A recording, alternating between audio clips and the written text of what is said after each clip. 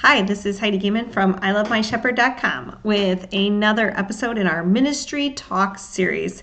This one is PKs or Ministry Ks in the church. We're talking about ministry children today, particularly how to help our children work through some of the wonderfulness of ministry life, and then also work through some of the darker places, quite literally, of ministry life, and helping them just hold on to the faith to fix their eyes and fight the good fight alongside us for this life that they didn't necessarily ask for, right? They were born into our families, and we love Jesus, and we also love the church, even when it's hard.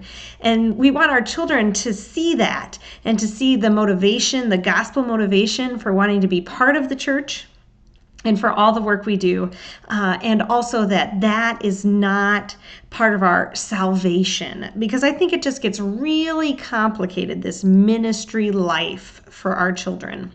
So let's start by understanding point number one: church is meant to be a safe place. This is number one for all people in the church, people coming to church, visitors coming to church, people in groups. We talk about confidentiality, and we talk about all these things that help make church a safe place, not yelling during meetings, being able to share your burden and share your junk without being judged. However, how does that look different for children and teens? At the very base level, children and teens are developmentally in a different place, and they may not understand broad phrases about law and gospel and grace and all these big ideas we have. So one thing we can do is take it down to their level a little bit, which we certainly do with acronyms like God's riches at Christ's expense, and we do it with children's messages and object lessons and things like that. But how can we bring grace down to their level and the idea of church as a safe place? And I would say that children see church obviously through the word of the Lord and the work of the Spirit in their lives, but especially through their experiences. When we say remember your baptism for children, we mean quite literally remembering it, because they're probably so often looking at the very baptismal font or pool that they were baptized at. When we say different things like that, when we help draw them into the service, some people say like pointing out the colors and special phrases in the music and things like that. Those experiences, while our faith is not founded on experiences, are going to help children have a developmental understanding of church as a safe place, as a place that feels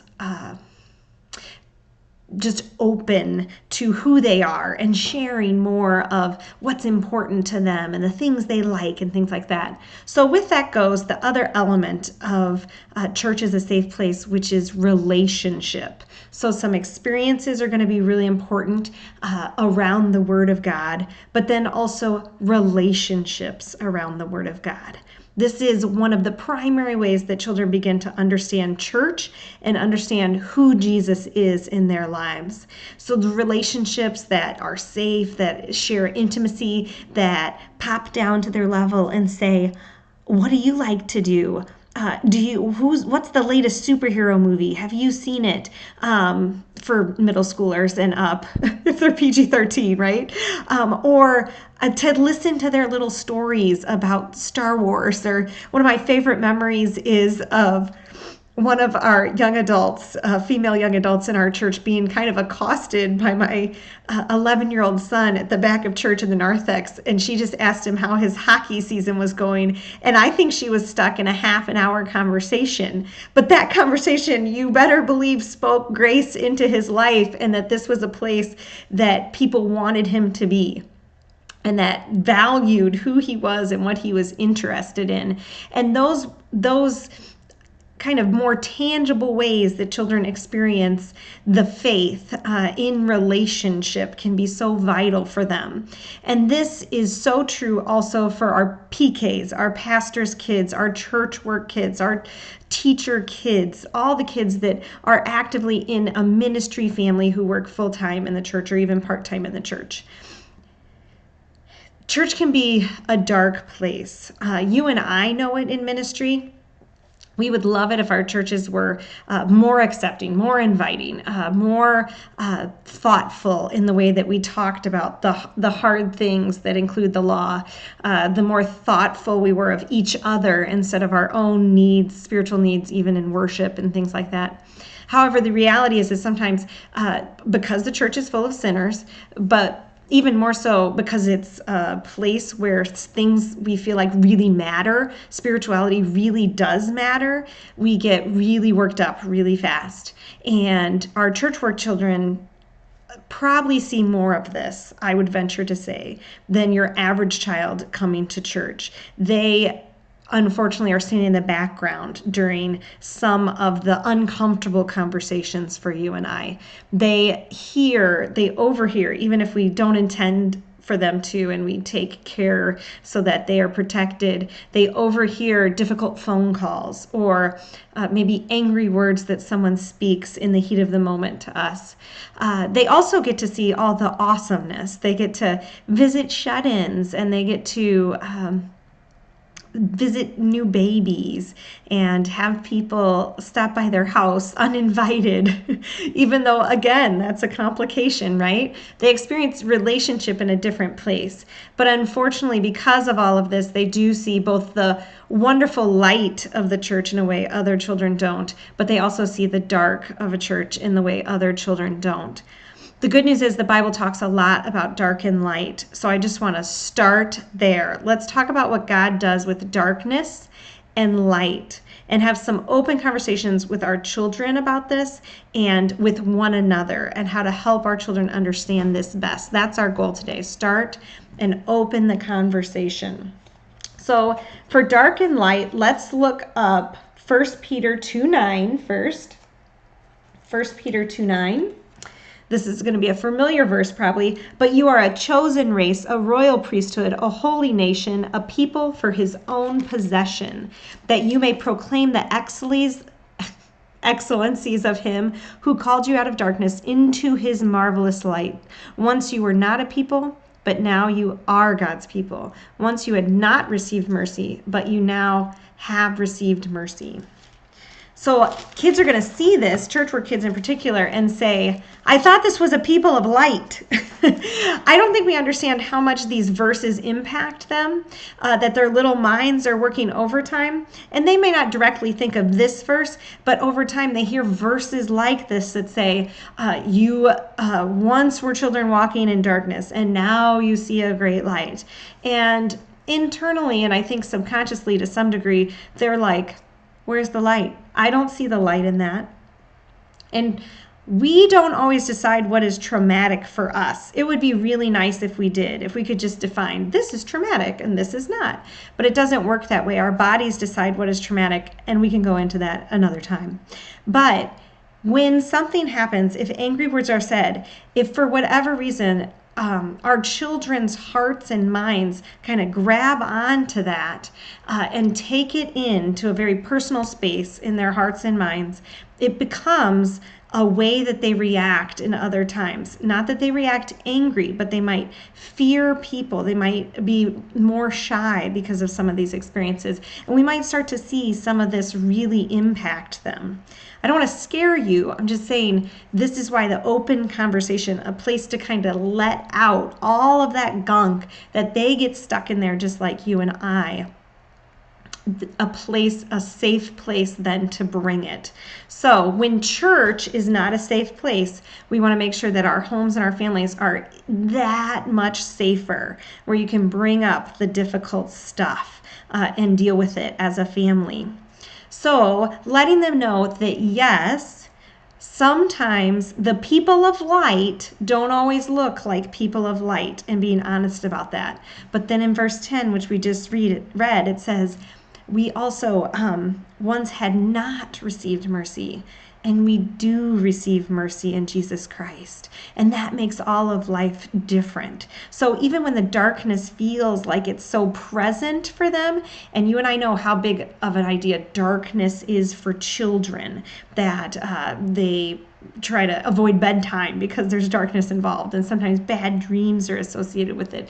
Darkness has its own problems, and so this idea of spiritual darkness might be even more difficult for them to deal with, and they may not be consciously thinking all of this, but letting them know that mercy comes into the dark places of life, that even when it's difficult, God is at work. And he is bringing mercy to the situation through you and I and through other people. So another darkness to light passage is Ephesians 5:8. Let's look at that. Ephesians 5:8. For at one time you were darkness, but now you are light in the Lord. Walk as children of the light. So letting them know that this is a process, that we are all learning to walk in the light, that God has won us our victory once and for all on the cross, but he's also growing us every day and making us more holy. And so people come into the church, and we want it to be a place of light. In order to make that happen, we have forgiveness, we have absolute confession and absolution, and we are all learning together about being children of the light. And so our churches, through us sticking with it in the difficult times and celebrating when there's things to be celebrated together, that we are becoming children of the light, as we even now are. These are really complicated concepts, right? But we are becoming children of the light too.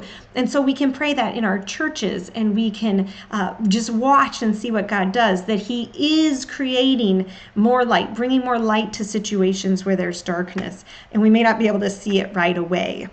So maybe that's helpful for children to understand too, that it's a process of light when you see dark places in church. And I find that this language of darkness and light really is helpful for pastors' kids in particular, church work kids in general, to understand that why is the church not quite matching up to what I expected it to be sometimes? How come it isn't always the place of grace and mercy when that's what Jesus teaches? Very helpful for them. Okay, so next, number 2, what we can do in church work homes is help our church work children know Deuteronomy Life. We're just going to help them know Deuteronomy Life. And this is not, I'm going to read the passage from Deuteronomy, but keep in mind that we do not live under the law, we live under the gospel of Christ Jesus. So this to us as believers is gospel in the Lord. Deuteronomy 6, verses 4 through 9. Hear, O Israel, the Lord our God, the Lord is one. You shall love the Lord your God with all your heart, with all your soul, with all your mind, with all your soul, and with all your might. And these words that I command you today shall be on your heart. You shall teach them diligently to your children, and shall talk about them when you sit in your house, when you walk by the way, when you lie down, and when you rise. You shall bind them as a sign on your hand, and they shall be as frontlets between your eyes. You shall write them on the doorposts of your house and on your gates. Again, another familiar passage. Let's pick it apart a little bit. So Deuteronomy Life encompasses kind of all the things that this verse talks about. Number 1, we're going to remember the Lord is one. This is helpful for children in knowing that God is not a separate God of our house that he is at church. He's not a separate God in the community than he is at our church. And all of that God is not a separate God for pastors that he is for the lay people. We are not more holy. As we try to teach our congregation members this and stuff, I think we just have to bluntly say it to our children and to one another. We're not more holy. Guess what? Not more holy. We know it, but I think repeating it to ourselves and teaching that very obvious point to our children is really helpful. You're not going to act better, and we don't expect you to act better because you're a pastor's kid or a church work kid. We need to verbalize those difficult facts. My 15-year-old really enlightens me every day of the expectations that she feels around her because she's a pastor's kid, let alone Heidi Gaiman's daughter. Like, I feel bad for her that she is stuck with this kind of 2 church work household where people have expectations for what she can do and what she knows based on who her parents are. Some of you probably know what I'm talking about. And as much as we would like it to not be a thing, it's a little bit of a thing. I, for a while, was like, I think maybe we're making that thing up. That's not a thing. No one sees a pastor's kid and says PK. But the reality is that for whatever reason, and maybe it's just in our context, but people are calling her out as a PK a lot. And so it's maybe not as big of a deal in some areas as it is in another area. In some areas we can like blend in a little bit more. But unfortunately in our context, that's not true for my daughter. So I can speak from that. Some of it might be internal, and that we need to tell our children too, is what are you like kind of coming up with on your own, in your own heart, because teenagers in particular are very aware of how people see them. And so are we putting words in people's mouths that aren't there? That's really important to have that conversation with them too. But helping them know that there's a congruency, that the Lord is one. We worship the same God in our house that we worship at church. And that's what Deuteronomy Life is all about, is that congruence of church and home, particularly in the church work family. And so love the Lord your God with all your heart, with all your soul, with all your mind, with all your strength is a helpful message for our children to know that God doesn't just want our knowledge, because a lot of times church work looks like knowledge. Like we know a lot about the Bible, even though we know like this much. We know a lot about doctrine and right doctrine and how things should be taught. We know a lot of Bible facts. We even might know a lot about like leadership or how relationships work in community and things like that, just like general church work knowledge. And so for them, a lot of times the subconscious message that we did not intend is knowledge is what matters. Knowledge is what is faith. And we need them to understand that we know that God says heart, soul, mind, and strength. And so not only is our knowledge, just a gift from the Lord, but that all of our faith is in all of it. And the knowledge is really nice, but no pressure, child, to know and be able to answer the questions and to be able to be the kid who always has the answer in confirmation. I just hear from my own children a lot of pressure for that, to know the answer. And none of us really know, right? We might have some good Sunday school answers in our back pocket, but we don't have to know. And I think sometimes not knowing is one of the best things we can show our kids. Challenge them to ask you crazy Bible questions and come up with stuff that you don't know purposefully, so that they can see that you're not like, worshiping the knowledge of our faith. That's really important. Same thing with our works. We call it church work.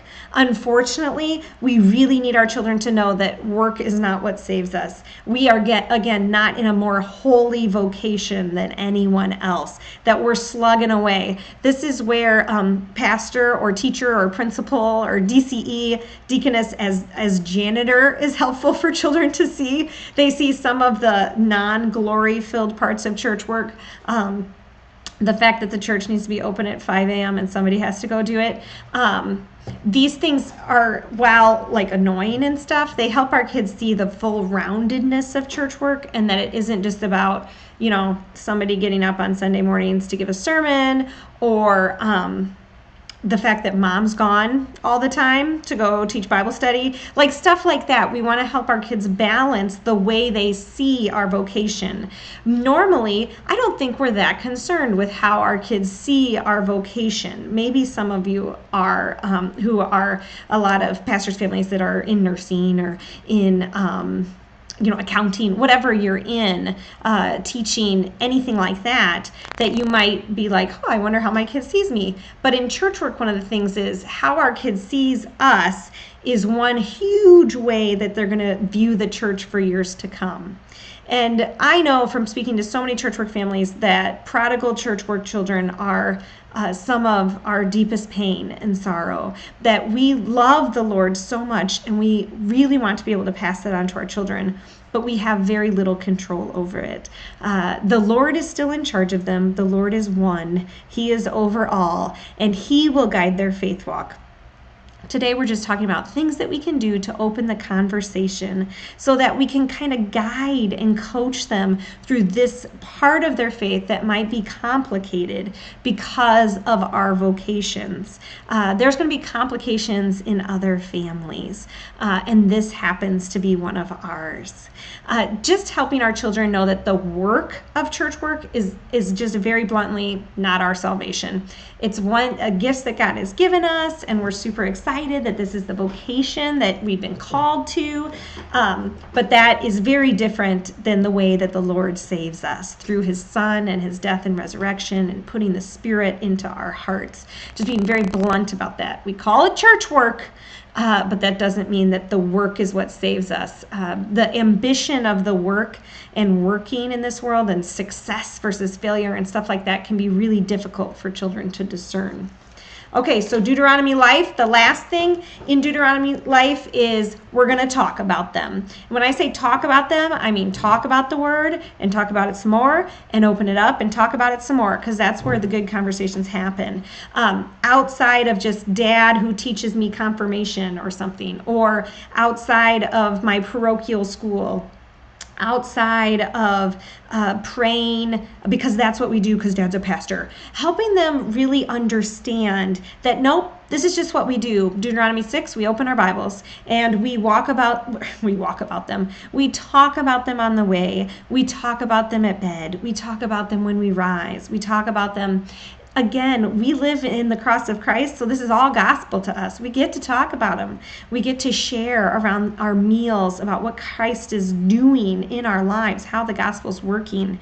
This very active way of just talking about the word helps church work children, any children, but church work children in particular, be able to say, oh, that's quite a bit different. That faith walk is different than just this vocation that is church work. That's kind of an umbrella that we live under. It helps them to see and know that the word is just really living and active in their lives, and helps them bring up those tough things. When they have a tough experience at church or at school or something, they're going to be able to bring it up because we're already talking about some stuff around the word, and that's the best place we can be. So the balance of home and family and ministry is something we'll address in another ministry talk another time, but that certainly is involved in, if you have all kinds of time to talk about the Lord out there with those people, we need to make sure we have all kinds of time to talk about the Lord here with these people in our homes. Otherwise, our children will see that incongruence, and it's very difficult for them to overcome. We don't get to decide whether they're prodigal children or not. We don't get to decide whether they're future church workers or not. And we don't get to decide if they're Joe Schmo and where they live, how they work and what they do, and how they love and who they choose to love, and all of that stuff of life. We don't get to choose that. They choose that.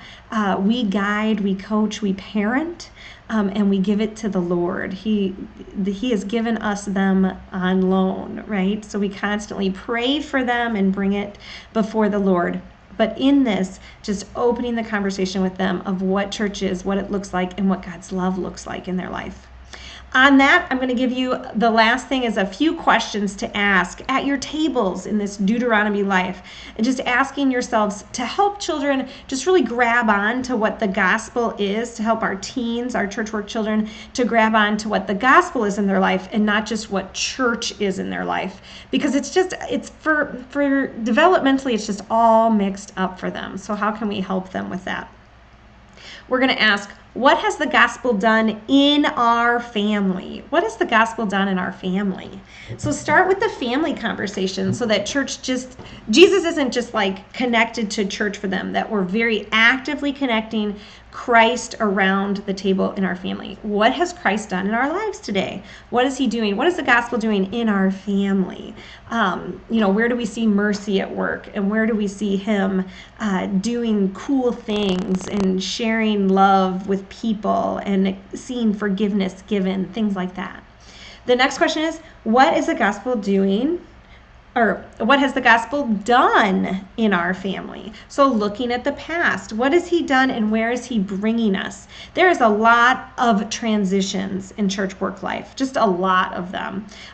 Some of your children have probably gone to the seminary with you. Some of your children have gone to different calls with you. Some of your children have seen you walk away from ministry, whether that was by choice or not by choice. All those different transitions, it's helpful to hash them out.